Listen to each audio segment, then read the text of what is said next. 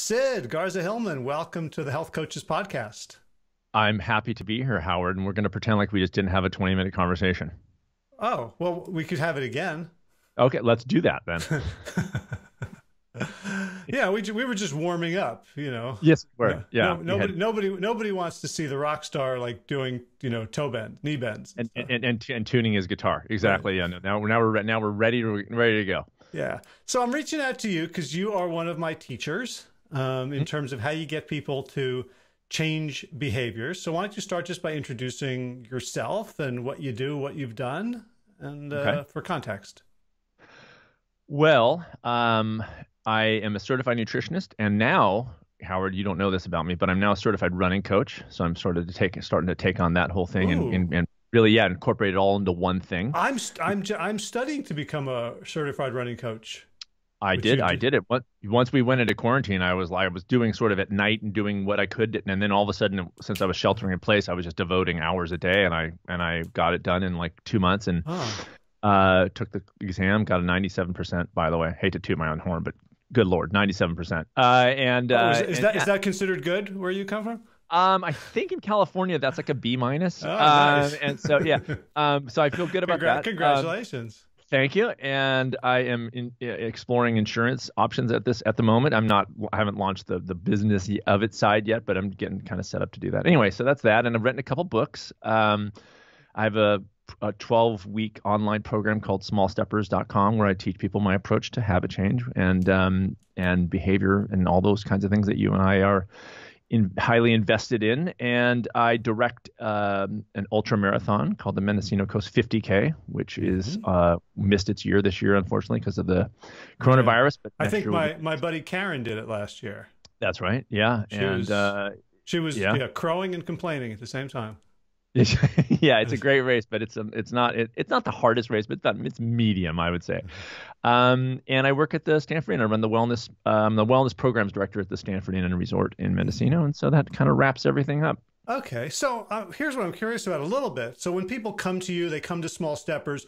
To a certain extent, they're pre-selected. They're a little bit motivated, but you also have people who come to the Stanford Inn who are just looking for a good time, for a weekend, for a week getaway, and they may be there for recreation and tourism and hospitality as opposed to the Sid way of looking at the world. So you kind of have this range of readiness, awareness, motivation. For sure. Yeah, for sure. So obviously Small Steppers, if somebody signs up, they pay for it. They're, kind of doing that whole thing. Yeah. But the resort is really first and foremost, it is a resort. It's 100% plant-based. So they come sometimes with preconceived ideas about what it's going to be, like, am I going to be in a yurt, that kind of thing. But it's got a full bar and a pool and, it's like a resort. And so oftentimes guests will say, well, we're here, and they get a sheet that has all the things we offer, and there's a wellness center, and they might, let me take a cooking class. That sounds fun. Or let me take a nutrition and healthy living class. And so they'll do that oftentimes. And one of my favorite things is when I teach a class and a couple comes in.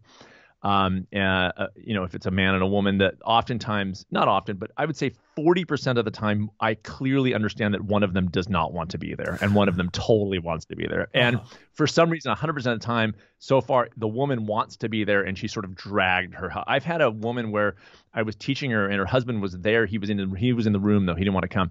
5 minutes into the class, she goes, "Can you hold on a second? I'm going to go grab my husband," because they believe they're going to be preached to. Some people, they're at a plant-based resort, so they think they're going to come in the room and I'm going to just be in their face in attack mode. And the husband's like, I don't want no business of that. Within 5 minutes, she knows this is going to be a super fun, laughing, kind of humorous thing. She goes and grabs him. We have a great time. If there's somebody resistant, I focus almost my entire class on that person, in more of like a joking kind of break. And in 9 times out of 10, I mean, I've maybe had one negative experience in 10 years of doing this where it's fun. And that's kind of the background of everything I do. Is if this is not about joy and happiness and making your life better and having fun with it, don't do it, because you're going to burn out and not do it anymore. And so that is sort of the background of my I'm very transparent about the fact that I perform. I want to be a performer in the way that I translate, communicate my approach. So, so it depends on kind of where I'm working with. Small steppers is, like you said, people come, and so that's a very different vibe. And then the classes is more light. It's an intro, and it wraps around definitely to my approach. Mm-hmm. So that idea of making it fun and joyful. I assume that, because I know you a little bit and you're kind of a fun guy, and you are a fun guy. Thanks. I'll give you 97. Yeah, not kind of. 97% fun. Yeah, 97% fun. And yet people come to us because they're scared, they're miserable, they're self-loathing. How do you bring the fun in those circumstances, and how important is it? I think it's very important. I think that when people come to me anyway, one of the my God, that's the biggest jar of water, literally the biggest jar of water I've ever seen. That was bigger than your head. It's funny you should say this, because that's impressive. I was at Costco the other day. This is a half gallon. I saw a gallon thing that I almost bought. You should have got it, because it would have made me just absolutely. That was phenomenal. It covered your whole head. That water intake just covered it. So when people come to me, they often, one of the unforeseen side effects of small steppers, if you want to call it small result, I'll put it that way, is that people go, I'm not beating myself up as much. So a lot of the reason why people come to small steppers anyway is because they're having that internal sort of, you're fat, you're lazy, you're ugly, you can't do this, you have no discipline, you're a binger, you have no control. So one of the things that I do is immediately empathize, because I have never met somebody who doesn't have those kinds of things going on, including me. So I'm very clear to, number one, let them understand that I'm in the same game. Two, that I work my ass off. I would say over 50% of my approach is me doing it myself. Like the work, in other words, 50% of my work that I do is making sure that I'm doing the thing that I talk about. To me, that is first and foremost is living that example, because they get to see that I'm struggling with the same stuff. So I'll often talk about the actual struggles I'm having with the things that I want to do. I talk about them even in the podcast. I'm very clear about that, because we're in this together. This is a very weird world that we're living in as human beings. We're a wild animal living in an unnatural world. My first book is called Approaching the Natural, which was to simply make that awareness come through, and then make moves to bring in a little bit more of what's natural in the context of this world. So the struggles are there. And I don't want somebody to come in and think, I'm the only one having these kinds of things. We're all having it. And the cool thing about Small Steppers is that there's live Q&As every week where people get to see other people's questions. And it's so clear. I don't care what economic you are, what color your skin is, what religion, you're dealing with all this kind of battling out and trying to live the best life you can. So part of it is just them understanding those struggles, and then go ahead. I want to jump in on that, because I've seen coaches do this very poorly, where they're empathizing and they're self-revealing, and it gives permission to the person that they're talking to, oh, I can have cookies too, because Sid told me about the cookies, and I understand the value of transparency, of vulnerability, of self-revelation. Do you think about, is there a line or a technique to make sure that you're not just, oh yeah, I binged 2 last week because of all the stress, and enabling? Yeah. Oh no. And good question. But the fact is, they can have the cookies. And so part of the thing is that this is what I want to remove when everybody walks in my virtual door is the word should. Because the thing about it is I should eat better. I should do. I get this all the time. And to me, remove the should. You either want to or you don't. I'm not going to hide the fact that I'm 100% plant-based. And I often, when I give talks, make this point. I can go to McDonald's right now. I can go to McDonald's. And a lot of times people do this kind of like, oh, I can't have that, I'm vegan. Yes, you can. It's a choice that you make every day, that you choose to do this other thing. And why do you do it? Because it makes you feel better. It makes you happier, whatever those things are. The fact of the matter is you can have the cookies. I'm not giving license. I'm saying, and what I always say when I do the Small Steppers is I don't sell easy, but I sell easier. I'm saying get clear on what you want and who you are already, deep down. Like I've worked with people who binge their whole lives, 30 years of binging. And then when they do that thing we talked about before, the first task, which is an exercise they do where they write down their ideal life as if it were happening now, never has any of those people said I'm a binger in their ideal thing? They say I have a healthy relationship with food. I'm not militant about it. I'll have a little junk food now and then. I don't really care. Mostly I eat really healthy. That's what they write because that's their ideal. So yes, it gives license to have something once in a while, but it gets them very clear on who they are. So I'm never going to be the enabler, like you're fine, you're the way you should. No, I want them to be clear so they know exactly where they're going, which is to be more of who they already are. And I'm sharing with them the same struggle and how I've, in many ways, frankly, been winning because I've been doing this a long time and I'm healthy and, 51 and a runner and all these kinds of things. But not to say that I just walked into this and was like, this is so easy. It's like, no, this is the day-to-day fight that is totally worth it for everybody who wants to get into it. Mm-hmm. Gotcha. So what do you do? Sorry, I know we're still in the ellipsis of like a two-part answer, but I'm curious about someone writes down, this is my ideal life. What if their ideal life is unattainable? Oh, most of the time it is. And so the thing is, what I talk about is I say make your goals obsolete. And what I mean by that is, if let's say in your ideal life you go, I'm a sub 7 hour 50 miler, which would be impossible. But let's say they just wrote that. And I get this question like, what if I can't attain it? I go, but that's not really the thing, because when you write down in your first task, I'm at a healthy weight, you may never get to a healthy weight, but at least you know that that's a value to you. If you write down, I have a healthy relationship with food, maybe you're going to struggle with food because of your background and who knows, all those things the baggage that we bring to our lives and have in our lives.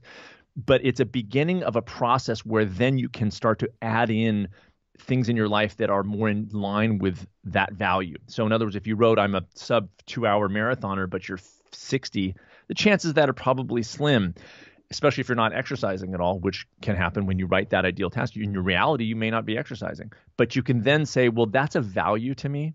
That athleticism is a value. So now I'm going to get up off my couch and I'm going to walk 2 minutes around my living room. And I've not a joke started people off with 2 minutes around their living room because they have zero exercise in their lives and because they're obese. So I go, let's get it. Can you do 2 minutes, 1 minute, 30 seconds? And they begin that process day to day. And every move they make gets them closer to that thing that they may never achieve, but it doesn't really matter. That outcome becomes obsolete because they see that the value of living healthy and happy is in the day to day and not in the final sub 2 hour marathon.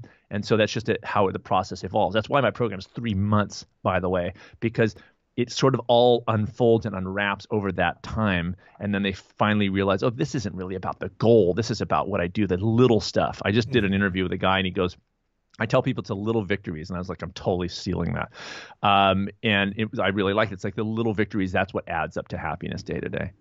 And what I love about that is, especially during this time of pandemic and incredible stress, and we're seeing, CDC reports now of the elevations of depression and anxiety, that a lot of us are living in an uncertain future, right? Like I get up every day and I'm like, what's next month going to be like? Can I pay the rent? Which is essentially what we're doing when we're living into our goals. Right. We're saying, look, so I want the sub 750 mile, or I want to weigh 175 pounds by June. And what you're saying is, okay, so that's a direction. Yes. But the way to reduce stress and increase sanity is to focus on the here and now. Yes. To focus on what you're going to do today, number one. And number two, it's to really be aware of where, and this is why I'm a philosopher first and foremost with what I do, is because I do not believe that happiness is getting that. I mean, look, I did a ultramarathon. You have too. It's great. You finish an ultramarathon. It's amazing. It feels great. That wears off. I mean, next week you go to work. Yeah, and the feeling wore off before the soreness. Yeah, yeah, the feeling's gone. And it's like those goals are amazing, but that's not really where health and happiness lies. It's not. You can battle. When I was doing my 50 miler, a guy took over. He, passed me. Nice guy. We chatted for a while. He passed me and finished probably 30 minutes before I did. Super overweight. I mean, super overweight. I was in way better fit, shape, physical than this guy. And he just burned right by me. And it's amazing. But I would say in general, I was a healthier, I'm guessing, but I'm a healthier guy than that guy. I think that health and happiness lies in the day-to-day. It's in the small stuff. It's in the stuff that you do day to day. So if you can sort of devalue, work for those goals, it's amazing. But to establish sort of raising your bar of what you do day to day, I think that's where it's at. And I time and time again, I just see that every time. Mm-hmm. So this idea of the small steps, like what is that curing that an approach without it is going to suffer from? It's curing overwhelm and underwhelm. So my particular approach to small steps is coaching people how to figure out what they can do day to day. And I mean like today, that is not going to overwhelm them or underwhelm them at any given time. So it's a sort of an ebb and flow. So they'll say, I want to start eating better. And I'll go, okay, when we go to have a back and forth thing, it's like, okay, what can you do starting today that's not going to make you dread it? Well, I can start with I'll eat some fruit in the morning. I'll start doing fruit in the morning. Okay, good. And that may be their first step. For somebody else who's already generally kind of okay, maybe their first small step is bigger. So one thing I always want to make sure people understand is the size of somebody's small steps is how they perceive that step, not some objective. Everybody does 2 minutes a day. It's they get engaged in their own stress. So they are engaged by saying a few days later, this is like nothing. Okay, then kick that step up immediately. Or they go, I'm dreading this. I hated doing this. I didn't do it for 3 days. Okay, bring the step back down. So the training of this is not to say, Sid, what do I do with my next step? It's like, no, I know what to do because I've been spending time checking in with myself to say, you know what, I noticed that I started with 30 minutes of meditation, seemed like I could do that because I don't have kids and I don't have a commute, so no problem. But I haven't meditated in 5 days. Okay, that was too big of a step. Let me come back down to 5 minutes. Okay, that's nothing. I can do 5 minutes. And they do 5 minutes because it's easy, and then that becomes easier. And then they go up to 10 minutes and they kind of creep it up, and then it's sort of a give and take. And that's their I hate the word empowerment because it's sort of overused, but that's why I do that, because they take the reins in their own lives. They don't follow Sid's training plan. Do this on Thursday. Well, all of a sudden they stop working with me. Then they're left hanging because they have no idea what to do. And I don't find that to be a model of success. Mm-hmm. So it seems like inherent in the process is that they're going to make mistakes in their predictions, right? Oh yeah. I talk a lot about success and failure. To me, as they progress through the program, they get very good at just starting with a first step. No matter, they'll just kind of throw spaghetti at the wall. What? Yeah, fine. I'll start with 10 minutes. Fine. Because they know that if it's too much, they're going to find out. If it's too little, they're going to find out. And failure gets completely taken out of the process because they're taking the long view of this. They understand that they don't want to lose weight after 21 days. They want to be at a healthy weight forever. This is not a diet where, like, because you do this and as well. Weight loss is the easiest thing. If somebody just lived with me and they ate exactly what I gave them, they would lose weight very rapidly and be healthy, pretty fast. And then if I set them loose, their chances of them going back to their old behaviors are almost 100%. That's why diets mostly fail, because you haven't learned the mental tools of how to establish long-term behavior change. So because people have a long view with this, they get really adept at saying, I'll start with 5-10 squats a day. Whatever. I don't care. Give a crap. In 5 days, they go, 10 squats is nothing. I'm going to go up to 30 squats a day. Or they go, oops, 10 squats was too much. We'll go down to 1 squat per day. And I'm not joking there, because the behavior of exercise per day gets established if they can stick with it long enough. And I mean like months. Then they start creeping that behavior up because they are now not somebody who is doing an exercise plan. They are now somebody who exercises. It's an identity issue. I am somebody who exercises day to day. Somebody who eats a stalk of celery every day and that's all they do that's healthy. Everything else is junk food. Factually, they eat healthy food every day. Is it enough to have them lose weight? Nope, not yet. But in their minds, they're like, yeah, I eat healthy food. I eat healthy food. And it's one less thing they're beating themselves up about. Then they grow that step into something that is substantial and maybe over time actually does affect their blood pressure or whatever they're going for. But it's establishing those habits first and foremost. So for me, all of my what we'll call bad habits, for just the purpose of this conversation, serve the purpose of making me feel better in the moment. Right? They get me high so I don't have to face something deeper. Do you work with people at that level as well? Like, okay, I'm going to let go, or I'm going to reduce, my consumption of sugar or fatty foods or McDonald's. And now I'm discovering, like, I've uncorked all the yucky feelings that I used to stuff down.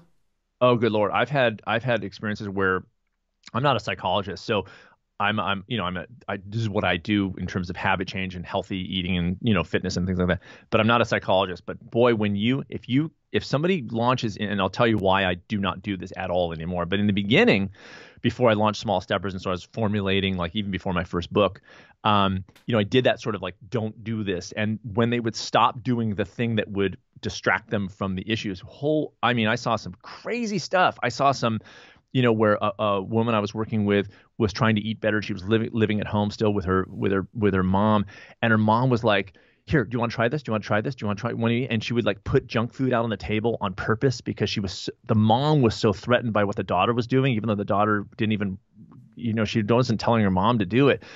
And then they started getting in these crazy fights, and I realized like, in a minute, I was like, look, for me to continue my work, you have to see a psychologist because there is heavy internal stuff going in your family that I am not equipped to deal with, because that's not my purview.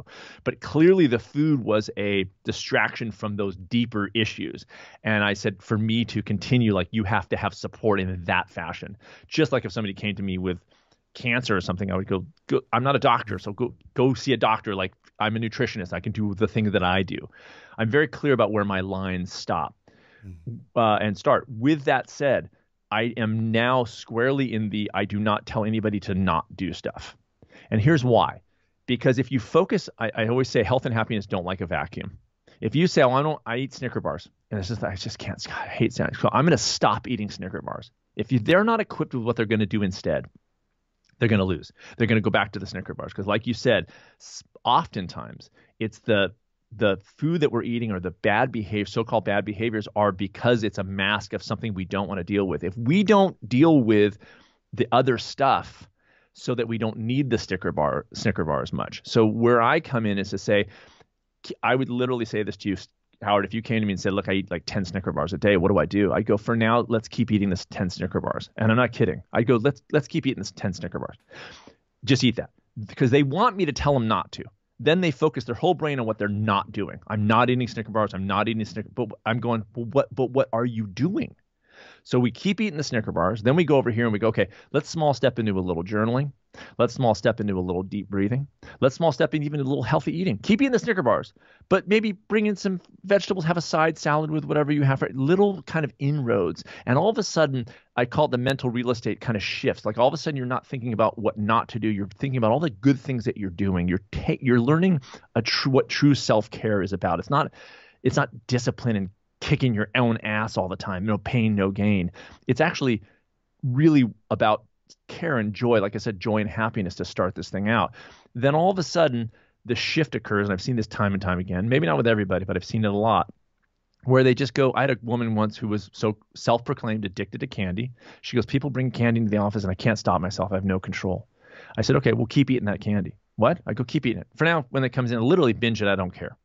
So then I start moving her brain into other areas, and she starts small stepping into little light walks and deep breathing and journaling. 3 weeks. She goes, yeah, the candy came in and I took a piece and I realized I didn't really want it. And I walked away. I go, gosh, it sounds like you're not really a binger and you actually do have control. She goes, yeah, I guess I do. So if the messaging can change, then, look, she can power through not eating the candy for 3 weeks, but that's sort of a diet. It's like, just power through it, willpower, and then that drains. And then guess what? You're back to feeling like you failed and you never were set up for success in the first place.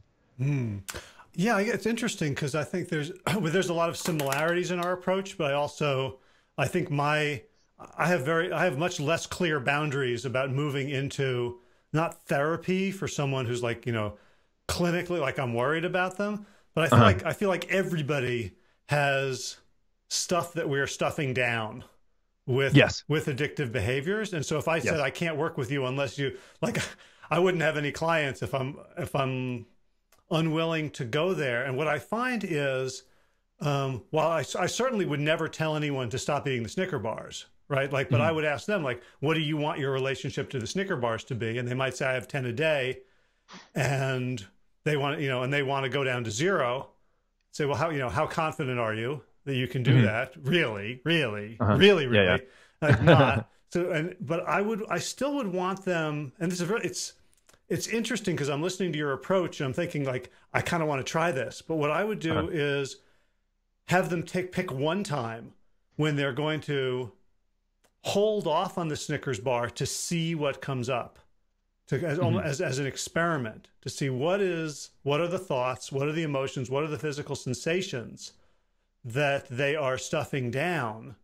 It's almost like the journaling.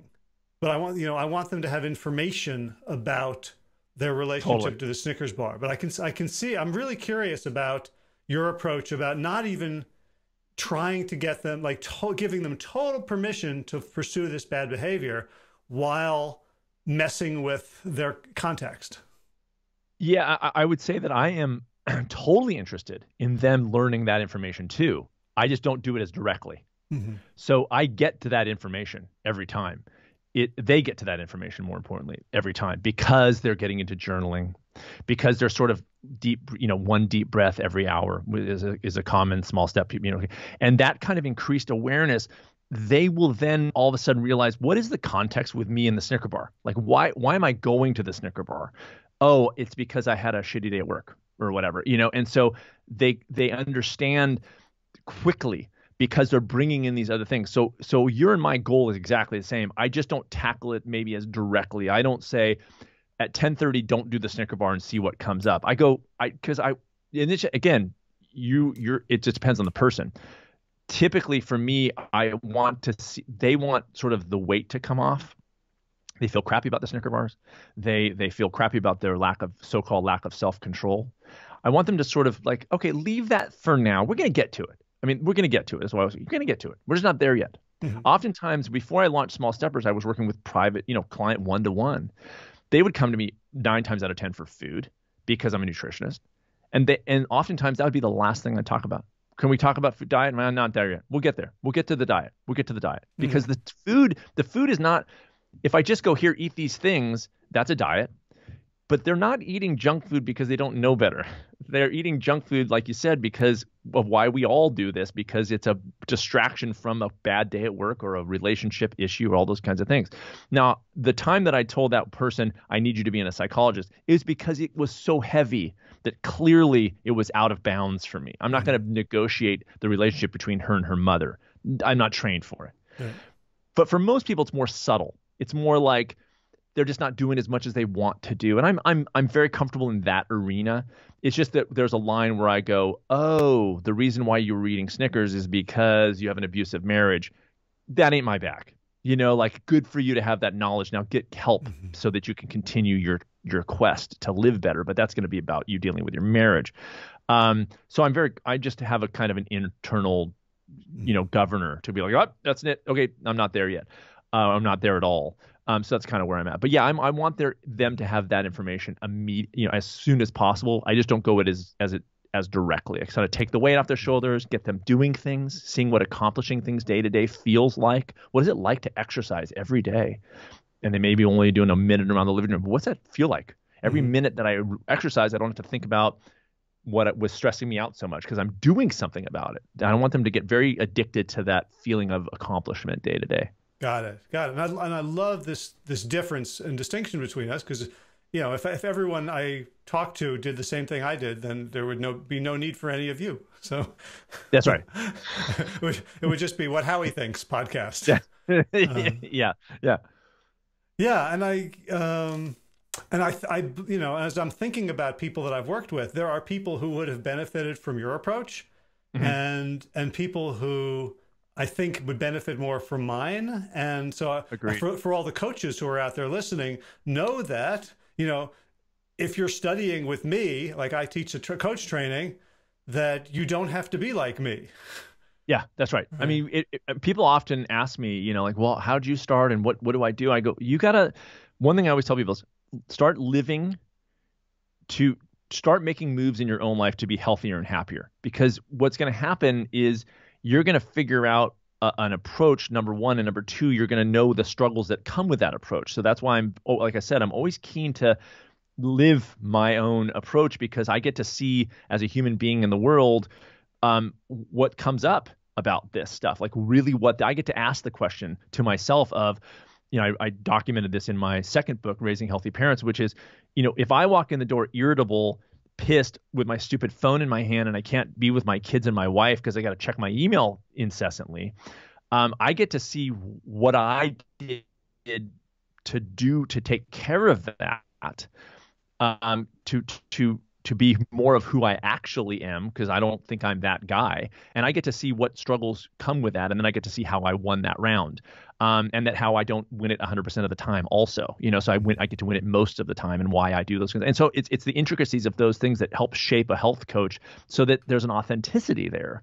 And not a preachy, like just do this and this, and I'm overweight, but you should do this instead. And it's like, well, no, are you living it or are you not? Because I guess I'm 51, and it could just be my age, but I have zero tolerance now to listen to a single word from somebody who's not doing it better than I'm doing it. So I will always listen to somebody who's a better runner than I am, who's in better shape than I am. I go, give it to me. Who I at least perceive to be handling stress better or happier. I go, let me hear what you have to say. But I have zero tolerance for somebody who goes, here's what you should do, and they're not living it. I go, I'm moving on. I got no time for you. I'm 51.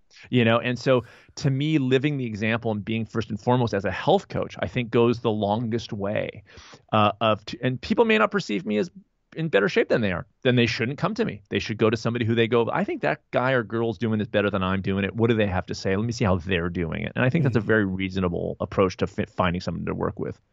Right. And I'll say that a lot of people want to be coaches who themselves are not fit, are not healthy, are not at their ideal weight, have issues.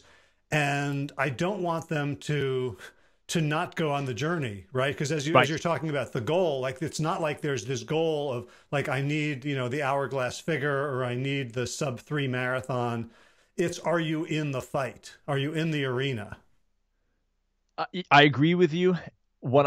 Except I'm going to say this, because when I say make the goal obsolete, these are for people that are, and yes, I believe that too, but these are for people who are trying to live healthier and happier, not coaching it. Mm-hmm. So I think there's a distinction between somebody who's just, I'm a human being, I'm a lawyer, I just want to be healthy and happy. I got kids and a wife, I want to, whatever, or I got a husband and kids, whatever, and I want to be healthy and happy day to day. And so, yes, that's to make the goal somewhat obsolete, because it is in the day-to-day, et cetera, et cetera. I think coaches have a higher responsibility, because I think that we are coming to people and saying, here's what we recommend. And if we can't pull that off ourselves, I don't think we have a business doing that. I think that we have to say, I've been able to do this. Maybe I'm retired now, but in day I was a good ultra runner, let's say somebody might say, or I've, whatever. And in general, be in a place where they can communicate their own struggles and their own journey with this, so that they can, I think that comes across in a much more effective way. So I think there's a line between somebody who's just trying to do this and somebody who is actually trying to coach it. I think there's a higher responsibility for coaches. Okay, I would agree, and I would still say that the 170-pound woman who wants to coach 300-pound women to should not have to wait until she's like a size 3. Totally. And that's why I said in a way, this is advice for somebody who's looking for a coach. It's, what do you perceive this person as doing better than you're doing? That's it. Right. Because they don't have to be at a size 3 or some objective weight, but it's like, well, no, so I'm a dad. I got 3 kids. I work full time. My wife works full time. So there's a context of my life that is relatable to some subsection of our culture. They can look at me because I'm transparent. They know what I do, and they go, okay, he's got 3 kids. He works full time. His wife works full time. He takes his kids to soccer. I'm not living in a mansion. I don't fly first class. I don't have I don't have a ton of time. I'm not a full time podcaster. Like, I'm doing these things. I'm writing a book like on my own time because I work full time when I'm not in quarantine. That is, at a resort. So there's a certain amount of relatability that clients can look at me and say, he's doing similar things that I'm doing, commuting, raising a family. And he seems to be doing it okay. That's pretty cool. Let me check out what he has to say. So it is relatable to what your context is. And so if you're 300 pounds and you're looking at somebody who's 200 pounds, who's doing it, like, amazing, do it. That person doesn't have to be at a so-called BMI. Who gives a crap about that? But if you can relate to that person and say, how are they doing as well as they're doing? Then I think that's a worthwhile relationship to enter into. Beautiful, beautiful. And I think the other, you talked about sort of having credibility and knowing about other people's struggles. For me, the other big thing that coaches need to work on in themselves is to know their own emotional triggers, like all the things that are getting them to do bad behaviors. Because if you don't, if you're not aware of them, then your clients are just going to trigger you every day, and you're going to be a mess with them. Oh, absolutely. I mean, really, Howard, what this comes down to, and I'll call you Howie because you said what Howie thinks, so I'll call you Howie from now on. Cool. Yeah, is really self-awareness. I mean, what I'm building with Small Steppers is self-awareness. It is the background from which we then jump into the particulars of food or diet or fitness or even journaling or whatever. First and foremost is this idea of self-awareness. It is knowing ourselves better, because then we're in touch with the things that we actually value and also our stress and what triggers us, all these things that are aware. If I can build that level in, then somebody can then eventually come to that Snicker bar and say, what happened today that is making me do this right now? One of my favorite clients, and she gave me permission to tell the story whenever I wanted, came to me for the usual, overweight, and she actually had cancer at the time that she came to me, and I'm still battling it out, but doing pretty darn well because it's been years. And in our discussions, in her first task, she wrote, "I'm a novelist." And so she also wrote things about food and about, she likes fencing, and that was her thing, and all these kinds of things. But I focused on the novel. I said, "What do you mean you're a novelist?" "Well, I was working on a novel." I go, "You working on it now?" "No." "When's the last time you wrote?" "6 months ago," she says. I go, "Okay, well, you came to me for food. We'll talk about food later. Why don't we small step into working on that novel again?" And so we began a process where she started, I think, with 5 minutes a day in the morning, 5 minutes on a novel, which would, everyone goes, "That doesn't do anything." And I'm like, "Just wait." So 5 minutes a day, she starts writing her novel. Again, within weeks, and it continued because I hear from her semi-regularly.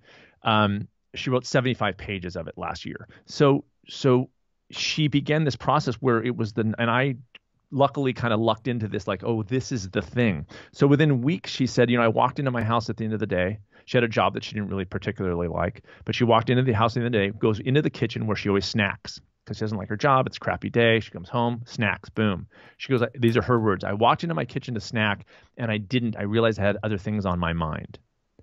It was that was the thing, was the novel. So the 5 minutes of the novel may not produce a lot of pages. I could not care less, because what happens is she does the 5 minutes. Then during the day, guess what she's thinking about when she has time? The novel. She's excited about it. She's happier in her life about it. That's the thing. And that shapes the other things. But her self-awareness of, like, I walked into the kitchen and she's listening to, like, what am I really thinking about? Oh, I don't really need the snacking. I'm going to go think about the novel again. It's subtle and it changes over time. And it's not as exciting as a diet where you lose 50 pounds in 21 days and everyone goes, "Oh my God, you look amazing." It's so much more profound than that, because it's setting the stage for long-term shifting and long-term self-awareness. So yeah, to me, it's all about that. It's a beautiful story. I hope to read the novel someday. Me too. I mean, it is so cool. And then it's like the next level of, she also had a great poetry step, because she fashioned herself as a poet. So she got this step where she would write 3 lines of poetry per day, and most of it would be crap. And I love that, because she's like, it has to be good. I think it was Voltaire who said, "Don't let perfection be the enemy of the good." Like, she got really comfortable with, like, it is the process. And if every 10 poems I write, I like it, that's a huge win. Right? But how quickly 6 months goes by and we write nothing, and then we feel like, I should be writing. Well, she's writing every day, and most of it's crap, and she's totally comfortable with something being bad, right? And then she actually sent me a quote one time. She goes, "A first draft doesn't need to be anything." The quote was like, "A first draft is perfect because it doesn't need to be anything other than a first draft." But most people won't start a book or of something they want to do because they want it perfect out of the chute. Right. And it's okay. That Ira Glass quote, you know the one I'm talking about? No. I mean, I know Ira Glass, but what's the quote? It's a long thing, so I'm not going to get it. But basically, like the problem with artists is that our discernment, our taste is so much greater than our ability to produce to that level that most of us never start, because we can't write, you know, Harry Potter or Shakespeare or Aerosmith. And so we can't stand the level at which we have to start. Yes, and that is absolutely true. And what happens is that, I mean, I'm a musician. I've done, you know, a bunch of records. I think my band did 5 full records and EPs, and I had some solo albums before then. When I listened to my first album ever that I did, it's cringeworthy. I mean, at the time I did it, I thought it was great. I was so happy with it. Now I listen to it, I'm like, good Lord. I put songs at the end of my podcast. I don't think I've ever, maybe one of the songs off that first album I ever did. But I had to do that to get to the second album, which is better. And still, in my mind, the way I look at that, I can listen to some of the stuff on that album and then progression through that. If you don't do the first thing, you can't get to the second thing.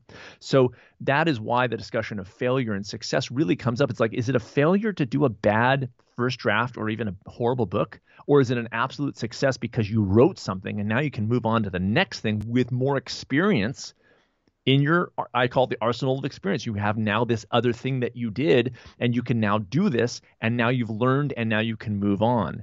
And so it absolutely is about that. Like, we want to come out with a brilliant thing right away. We can't get, people understand how much work goes into, you know, you look at somebody who's written a great screenplay, they've probably written 50 screenplays. Most of them didn't even get looked at, but they had to go through that before they got to the second one, and so on and so forth. Right. And I think, you know, what it takes eventually is courage, because we live in such a judgmental society where the currency of success and failure is right in front of our eyes, and people get canceled and vilified. And, you know, and we don't even want to put ourselves out in front of ourselves. Like, what if I don't walk around the living room for 2 minutes? Like, it's almost, you know, we have to make it so small that the performance anxiety goes away. That's 100% right. Because if you think that meditation has to be 45 minutes on a pillow, you're setting yourself up for success. It may be, but it doesn't have to be.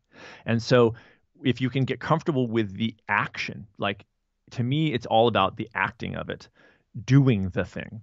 That sets the stage for success long term. Are you doing that thing? I mean, I used to live in Los Angeles 20 years. Coffee houses are full, or they were before the quarantine, full of so-called screenwriters who never produce a screenplay. You know, to me, it's like it's in the doing that makes you who you are, in the doing, not what you say, not faking it till you make it, but actually, am I creating stuff day to day? Am I creating stuff, and being okay with that? But it does take a certain amount of courage. I would say that it takes a self-awareness of what you want. You know, not what you should be doing, but what you want to be doing. That's sort of the platform from which you go, okay, well, game on. Now, can I do it so small that I almost can't help not do it? Okay, that begins the ball rolling. You know, and as a coach, I'm trying to find that little point where they go, okay, this gets the ball rolling. And then I don't have to hear myself get pissed at myself for not doing it. Beautiful. Well, so for folks who want to find more of you, I know you said you have your new podcast, you have the smallsteppers.com. Give us the roadmap, the breadcrumbs to find Sid Garza-Hillman online. Well, I quit all social media in December 2018. So the best place to find me is sidgarzahillman.com. And that's just sort of a portal. I do YouTube videos, and I do both my old podcast, Approaching the Natural, and my new one, What Sid Thinks, you can listen to on that site or anywhere you get podcasts. They're still out everywhere, obviously. But you can get links to my books on, you know, whatever. And so sidgarzahillman.com and smallsteppers.com. So Small Steppers used to be a thing where you could join any time, and your day one would be that day that you join. Now I've shifted it over the last 2 years to a group start. So I've just finished a session last month, and I'm not sure when the next session will start. So best thing is to either join the mailing list at Small Steppers or the mailing list at my website, and then I'll give you news on when I'm launching the next group. Okay. I can't let you go without asking you a little bit about quitting social media, because, you know, I don't enjoy most social media. But it feels that's why I quit it. It feels like it's like how do you go around begging people to pay attention to you? I don't, and the fact is, I took a hit. You know, my old podcast had 5,000 to 10,000 listens, per episode. Now I've got less than 1,000. My YouTube videos, they're about what they were. I left YouTube for a short period of time because I was unhappy with their business practices. I'm back thinking that I think they're doing a better job, but I did turn off all comments on my new videos. I just don't even open it up to comments at all. So it's a way, to me, it's a platform. It's not an interactive. It's like watch my videos or not. It is hard. It's not a joke. And interviews like this keep me out there. I'm working on a new book. Hopefully that'll kind of thing. There was more negative. It's not all negative, social media, but there's more negative than positive to me. And it was just a thing of like, it was a distraction, number one, and it didn't feel good. It was a should that I didn't not want in my life. And I will say that while I took a hit career-wise, it was a boon for me happiness-wise, stress-wise, and productivity-wise. I've written now enough music for a whole new album. That's all post social media. I've just finished my 4th draft of my new book. That's all post social media. So it has enabled a productivity for me that is very important to me. And also as a practicer of my own small steps approach, I'm not that guy. I don't want to go on a run and think to myself, that's a great view. That'd be great on Instagram. I want to just enjoy the view and see what it is and maybe tell somebody about it later. And that became a self-awareness thing for me. It was like, and I literally was, and I say literally in the actual way, I had a shake in my hand when I hit the delete button on Facebook. I was actually, it was like a tremble. I thought, this is not a good thing that I can't delete my account without having a physical reaction to it. In my further research of it, seeing how they understand dripping the likes out and the way that they do things to make it an addictive platform. I don't want any part of it. It's not what I do. And it's not how, again, it comes back to the example that I said, it's just not my thing. I want to be able to produce the work. And if I have less of an audience for it, then so be it. So you're saying it's possible that it's more like booze than oxygen. Yeah, absolutely. Yeah. And I think that there's definitely like, positives for people to keep in touch with people. But I started thinking like, I've gotten emails from people who listen to my podcast. Like they get emails, they email. I mean, they go, hey, I liked your podcast. It's like people can still communicate with me. You know what I mean? And so I was looking at the Facebook specifically and saying, are these people like, they're not reaching out to me so much. If they really wanted to get in touch with me or I to them, I can contact them. Everyone has websites and emails and things like that. And it got to the point where like people who have my email wouldn't email me anymore. They'd Facebook message me. So I had to go to Facebook to find, it's like, just send me an email. And maybe I'm just becoming the old guy, but I really appreciate the direct communication of it.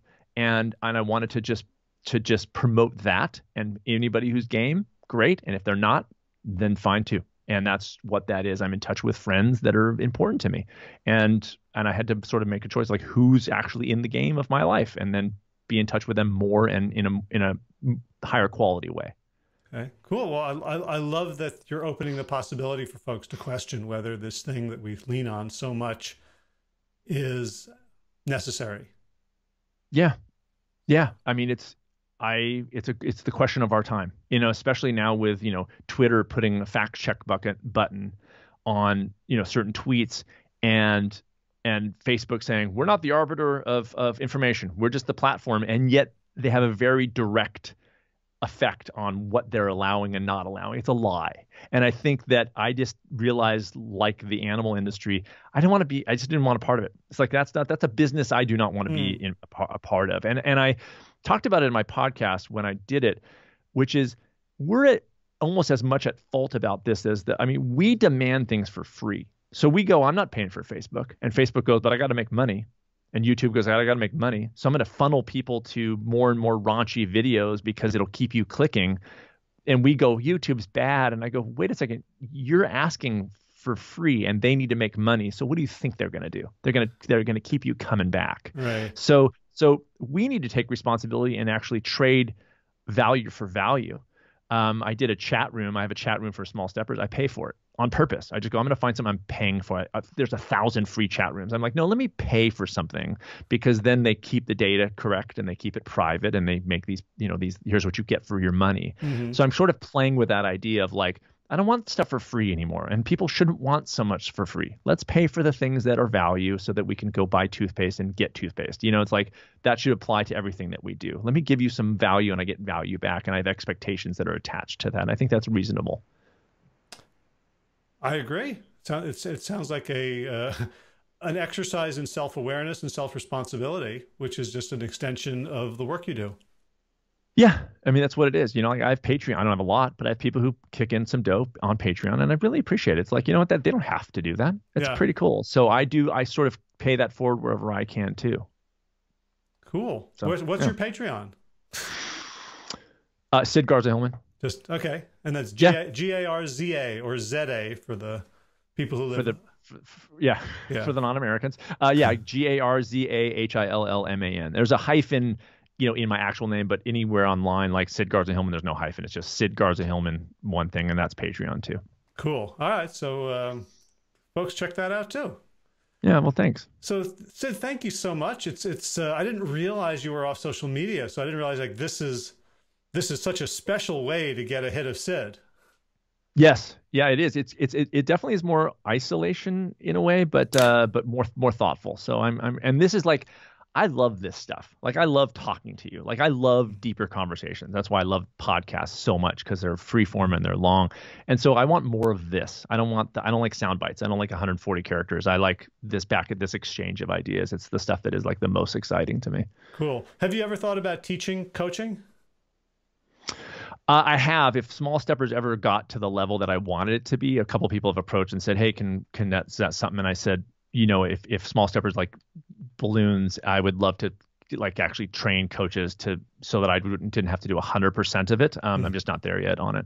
But yeah, I've often thought about teaching coaching because I love it and I want more of us. Okay. Well, maybe we can work out, you know, like my goal for this health coach, WellStart Coach Academy is to train lots of health coaches, because I see so much bad coaching. Oh, yeah. And especially in people who are, I mean, certainly in coaches, but also in like doctors and nutritionists and dietitians who are just taught motivational interviewing. Yes. And that's their only tool. Yeah. Yeah. So like, I think like one of my things now is to improve the quality of coaching in the lifestyle medicine space, because the problem that the medical establishment has with lifestyle medicine is like, yeah, of course it works, but nobody does it. Yeah. And so like the lack of good coaching is actually the key hindrance in the spread of lifestyle medicine as the primary way to help people be healthy. I think I would totally agree with that. It's implementation. It's like, don't put yourself through the stress of a 21-day anything unless it's going to be long-term, you know? And so I think that's absolutely true. Cool. Well, let's keep talking. Maybe I can get you to guest teach a little bit. I would love to do that. Absolutely. I'd love to have you. Yeah. Cool. All right, man. Thanks a lot for your time and for everything. And I'll talk to you again soon. My pleasure. Always good to see you. So, bye.